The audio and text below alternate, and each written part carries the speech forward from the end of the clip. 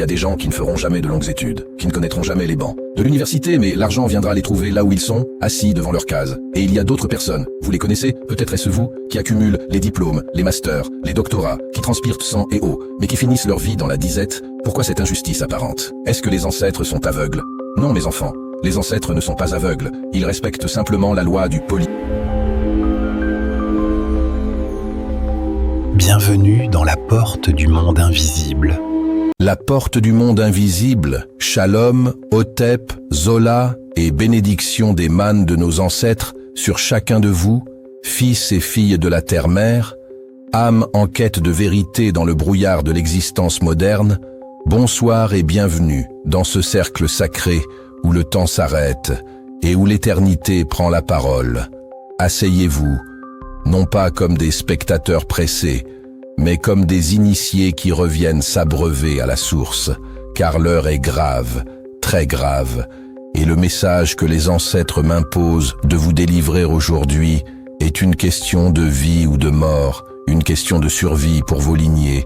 Nous entrons ce soir par la porte du monde invisible, et nous allons toucher du doigt une mécanique effroyable mais réelle, une horloge invisible qui tourne au-dessus de vos têtes sans que vous n'entendiez son tic-tac funèbre. Nous allons parler de l'héritage, non pas celui que l'on compte en billets de banque ou en hectares de terrain, mais l'héritage du sang, l'héritage du pacte, l'héritage du génie qui donne et qui reprend. Êtes-vous prêt à entendre ce que l'on chuchote seulement à voix basse dans les cases interdites? Êtes-vous prêts à comprendre pourquoi, dans certaines familles, la richesse est un linceul doré qui enveloppe des cadavres prématurés? Fermez les yeux un instant, respirez le souffle de ceux qui vous ont précédés, et laissez-moi, votre serviteur, le gardien, vous guider dans ce dédale obscur, pour en faire jaillir la lumière, car on ne combat pas ce que l'on ignore, et on ne chasse pas l'ombre avec un bâton, mais avec la connaissance suprême. Écoutez bien ceci, beaucoup d'enfants, dans leur ignorance, se battent pour hériter des biens de leurs parents. Ils veulent les voitures, ils veulent les immeubles, ils veulent les comptes en banque, mais ils refusent, par peur ou par méconnaissance, d'hériter du génie qui a fabriqué ces biens. Ils veulent le miel, mais ils ne veulent pas connaître l'abeille, ni le prix qu'elle a payé pour fabriquer la ruche, et c'est là, précisément là, que le piège se referme. Car dans l'univers mystique africain, la gratuité n'existe pas. Tout est échange, tout est équilibre, tout est dette. Il y a des gens qui ne feront jamais de longues études, qui ne connaîtront jamais les bancs de l'université, mais l'argent viendra les trouver là où ils sont, assis devant leur case. Et il y a d'autres personnes, vous les connaissez, peut-être est-ce vous, qui accumulent les diplômes, les masters, les doctorats, qui transpirent sang et eau, mais qui finissent leur vie dans la disette. Pourquoi cette injustice apparente? Est-ce que les ancêtres sont aveugles?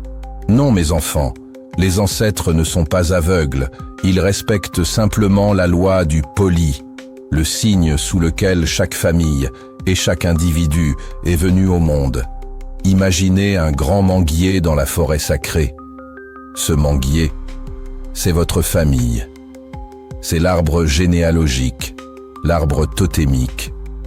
Toutes les mangues qui pendent à ses branches sont les enfants de cette famille. Elles se nourrissent de la même sève. Elles viennent de la même racine. Mais regardez bien, ouvrez vos yeux spirituels. Est-ce que toutes les mangues mûrissent en même temps? Non, certaines sont jaunes et juteuses, prêtes à être mangées. D'autres sont encore vertes et dures. D'autres tomberont avant même d'avoir mûri. Pourquoi? Parce que chaque fruit a son temps et chaque famille a son destin. Il est impossible que tout le monde soit riche au même moment. Il est impossible que tout le monde réussisse de la même manière, car nous ne sommes pas venus porter le même fardeau, ni accomplir la même mission.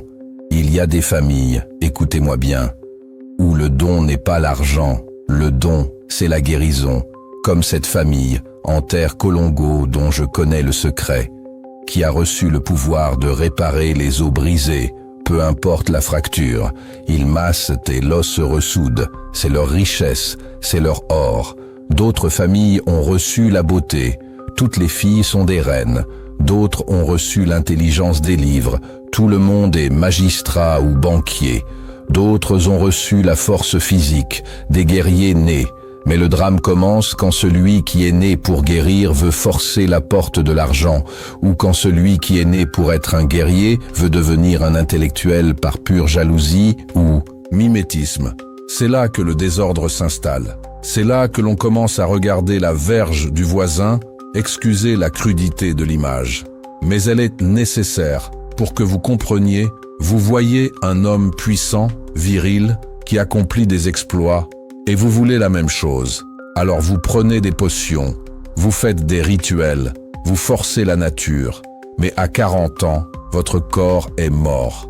Votre énergie est épuisée, parce que vous avez voulu porter un attribut qui n'était pas le vôtre à la naissance. Contentez-vous de ce que vous êtes. Consultez pour savoir qui vous êtes, car on ne peut pas devenir ce que l'on n'est pas dans l'essence. Parlons maintenant de ces morts étranges.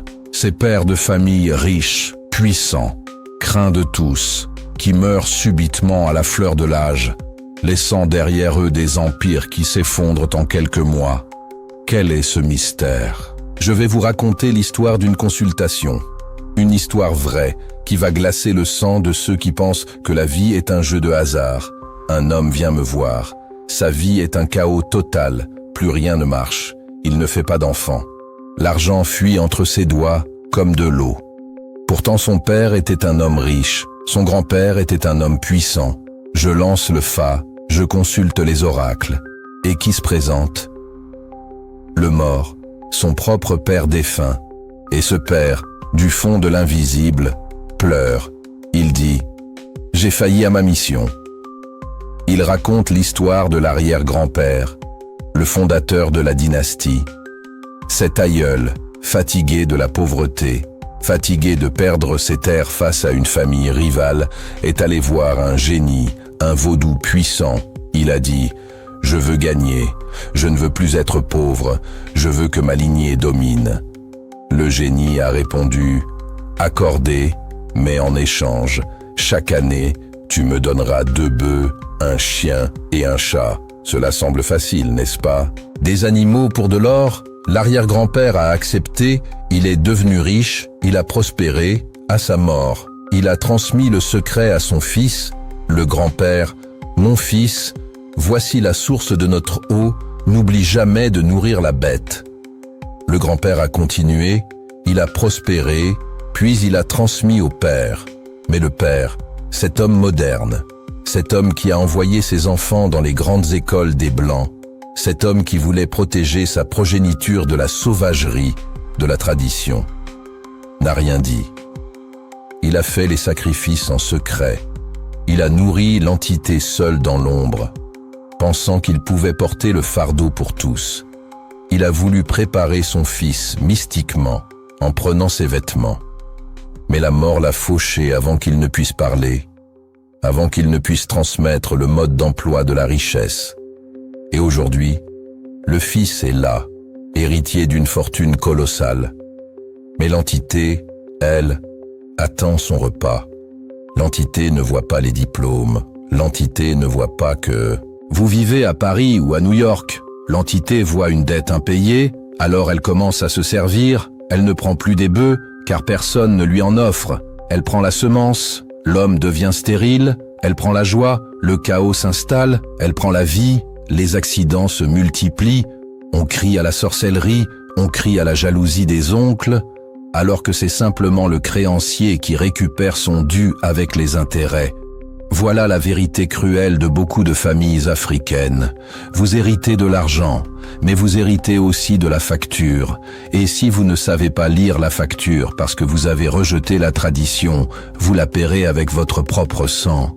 Il faut que vous compreniez qu'on ne peut pas rompre un pacte ancestral avec une simple prière émotionnelle. On ne chasse pas un égrégore qui a nourri votre famille pendant 3 générations en criant « Au nom de Jésus » 2 fois et en pensant que c'est fini. C'est une insulte aux forces cosmiques. Tu as mangé, tu as bu, tu as grandi grâce à ce pacte et maintenant que tu es rassasié, tu veux fuir. Non, la justice mystique exige réparation.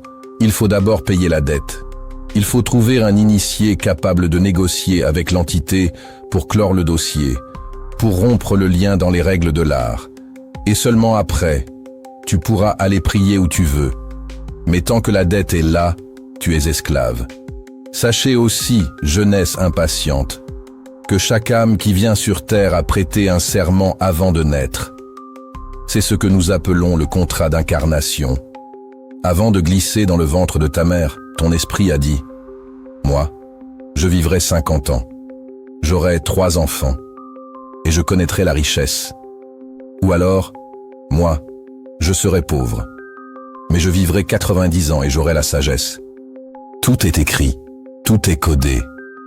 Mais une fois arrivé ici, le voile de l'oubli tombe et vous commencez à envier la vie des autres. Vous voyez un ami qui a 4 femmes et 10 voitures et vous voulez la même chose, alors que votre contrat stipulait une femme, une maison modeste et la paix. En forçant le destin, en faisant des pactes pour obtenir ce qui ne vous était pas destiné, vous brisez votre propre structure. J'ai vu des hommes qui avaient tout pour être heureux avec un salaire moyen, mais qui ont cherché le Saint Graal. Ils ont touché à des forces obscures pour multiplier leur argent. Résultat, ils ont perdu la paix, ils ont perdu le sommeil, ils ont perdu leurs enfants, car l'argent qu'on te donne par le pacte est souvent prélevé sur l'avenir de ta descendance. On prend la chance de tes enfants à naître, on la convertit en cash et on te la donne aujourd'hui. Tu roules carrosse, mais tes enfants seront des épaves. Est-ce cela que tu veux?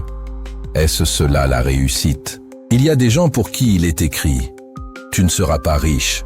C'est dur à entendre, je sais. Dans ce monde où le matérialisme est roi, c'est une insulte. Mais spirituellement, c'est une protection. Peut-être que si tu avais de l'argent, tu mourrais d'une overdose. Peut-être que si tu avais de l'argent, tu deviendrais un monstre. La pauvreté matérielle est parfois le gardien de ton élévation spirituelle. Alors contente-toi de ce que tu as. Bénis le peu que tu gagnes, car c'est un argent propre, un argent qui ne réclame pas le sang de tes proches. N'enviez pas la richesse que vous voyez avec vos yeux de chair, car vous ne connaissez pas l'origine de cette richesse. Vous ne savez pas que cette maman qui distribue des billets à tout le quartier a peut-être sacrifié l'intelligence de ses propres enfants. Elle les a vidés comme on vide une papaye. Ils sont là, vivants physiquement, mais spirituellement, ce sont des coquilles vides. Ils ne réussiront jamais rien. Ils resteront à la maison à se disputer. Pendant que la mère brille en société, on ne peut pas atteindre l'enfant sans passer par le parent. C'est une loi absolue. Si vous voyez une famille entière sombrer, cherchez la tête, cherchez le pilier qui a ouvert la porte. Et vous, qui m'écoutez, ne soyez pas cette porte. Ne soyez pas celui qui sacrifie l'avenir pour un présent éphémère. La vraie richesse, mes amis, arrive en 3 vagues. La première, dans la jeunesse, est un test. Elle part souvent aussi vite qu'elle est venue. La deuxième, entre 30 et 40 ans, est la plus cruciale. C'est celle de la construction. Si tu la rates, la troisième n'arrivera jamais. La troisième, c'est la récolte. Après 50 ans, pour une vieillesse paisible, ne forcez pas les saisons. Ne cherchez pas à récolter en hiver. Ne cherchez pas à être milliardaire à 20 ans si votre destin est de l'être à 60. Soyez patient, soyez ancré, travaillez avec honnêteté. Et si vous sentez que votre vie est bloquée, que vous tournez en rond malgré vos efforts, ne courez pas vers les féticheurs d'argent. Allez consulter le Fa, allez interroger les ancêtres pour savoir « Qui suis-je? Quel est mon interdit? Quelle est ma voie ?» C'est là que réside la seule vraie liberté. La liberté d'être soi-même, en harmonie avec son contrat primordial. Que celui qui a des oreilles entende, que celui qui a un cœur comprenne. N'enviez rien, ne forcez rien. Laissez le temps au temps. Et les ancêtres vous ouvriront la bonne porte, celle qui mène à la paix et non au précipice. C'était le message de la porte du monde invisible pour ce soir. Que la bénédiction des anciens soit votre bouclier. À très bientôt.